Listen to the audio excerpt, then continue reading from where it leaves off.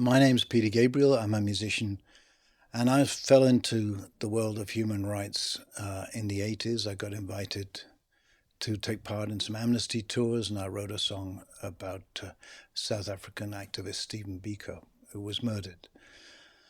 So I know a lot of people get really bored of me talking about human rights, but I do think, along with climate change, it's something that is fundamental and of real importance and is under great threat at the moment.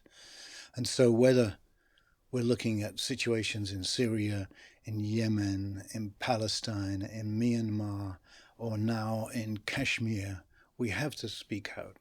Otherwise, things are going to get worse. And we are a global entity, whether you like it or not. When I went to NASA, I had the chance and the privilege to meet some astronauts, including Ron Garan, who I got to know quite well, and was asking him what it was like to be up in the space station looking down on our planet and seeing this one home so clearly identified as this big blue ball, a singular big blue ball, not cut up and divided by people. And it was clear that I was naive. He said, "Well, I'm sorry to say this, but actually, there is one border that is very easy to see from space, and that's the border between India and Pakistan. So much of it is heavily illuminated, these long areas of elephant grass with bright lights that they appear as a sort of light green line. And maybe part of the way that this border, part of the reason this border is so illuminated is because there is so much deep tension, resentments, and friction between India and Pakistan. Now, the problem here is that these are both nuclear nations. So we are seriously risking a nuclear war if we just sit back and do nothing. Now, both China and India are becoming the source, the base for power in this future world. And so many politicians are afraid or do not want to speak out because they know it's going to hurt their economic interests with sort of market-led politics. So it's up to ordinary people like us to say when we don't like what's going on and to say it loudly.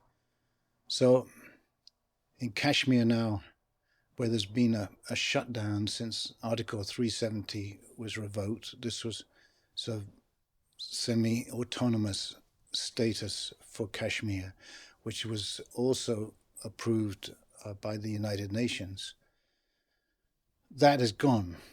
There's a sort of military occupation, many thousands of soldiers there. 13,000 young boys are believed to have been taken out of their homes. There are reports of rapes. This is a horrible situation. People in Kashmir aren't allowed to communicate with each other. Telephone, internet access is down. So this is not something that can continue.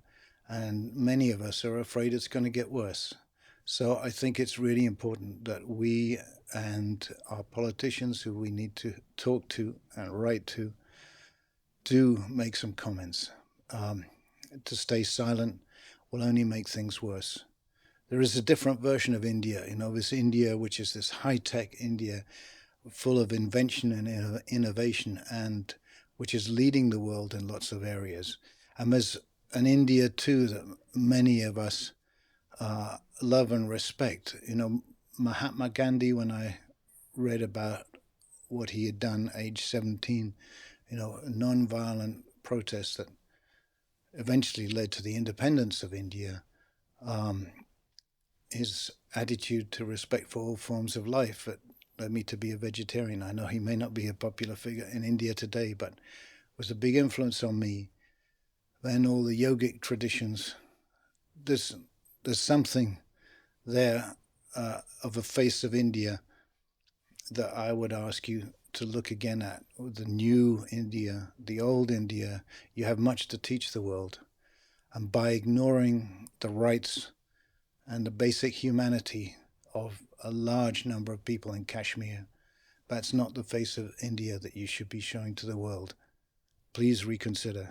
And to all people watching this, I'd ask you to get involved. Please write to those that you know have some influence, and let's make our opinions very clear. Thank you.